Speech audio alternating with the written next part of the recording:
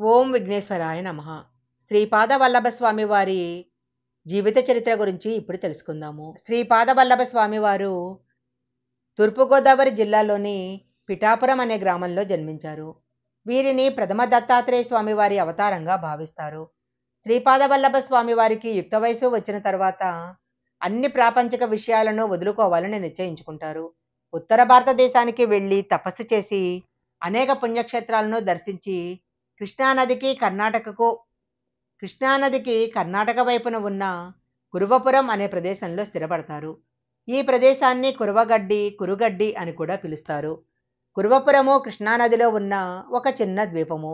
కర్ణాటక తెలంగాణ సరిహద్దులో ఉంటుంది.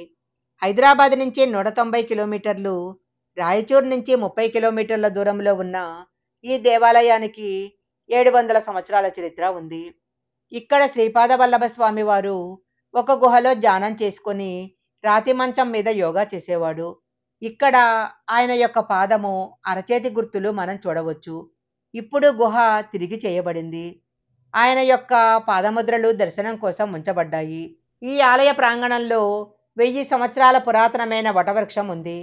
ఈ వటవృక్షం కింద శ్రీపాద స్వామి ధ్యానం చేసేవారు. దత్తాత్రేయ స్వామి వారి పునర్జన్మగా శ్రీపాద స్వామి యొక్క లక్ష్యము మహాసిద్ధులు, మహాయోగులను ఆశీర్వదించటము, వాటి ద్వారా ధర్మాన్ని ఉద్ధరించటము.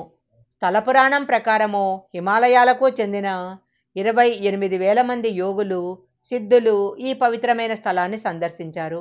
దత్తాత్రేయ స్వామి భగవంతునికి దర్శనమిచ్చారు. ప్రజలలో భక్తి, శాంతి మార్గం బోధిస్తూ వీరిక్కడ సమాధి చెందారు. భక్తులందరికీ ఈ రోజు వరకు శ్రీపాదస్వామి వారు పాదుకల రూపంలో స్వప్నంలో దర్శనమిస్తూ ఉంటారు. శ్రీపాద వల్లభుల జనన రహస్యము శ్రీ వాసుదేవానంద సరస్వతి స్వామి తమ పిఠాపురం సందర్శించిన సందర్భంలో వెలుగులోకి తీసుకొచ్చారు. శ్రీ పాదవల్లభుల పాదుకలు పిఠాపురము, కుర్వపురంలో కూడా ఉన్నాయి.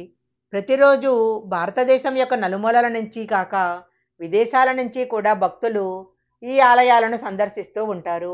స్వామివారిని దర్శించి తమ కోరికలు నెరవేర్చుకుంటారు.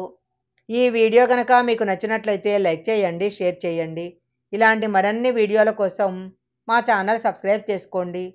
పక్కనే ఉన్న బెల్ ఐకాన్ని యాక్టివేషన్ చేసుకుంటే మేము పెట్టే వీడియోలు అన్నీ కూడా మీకు ముందుగానే నోటిఫికేషన్గా వస్తాయి. మరొక మంచి వీడియోతో మళ్ళీ కలుసుకుందాం.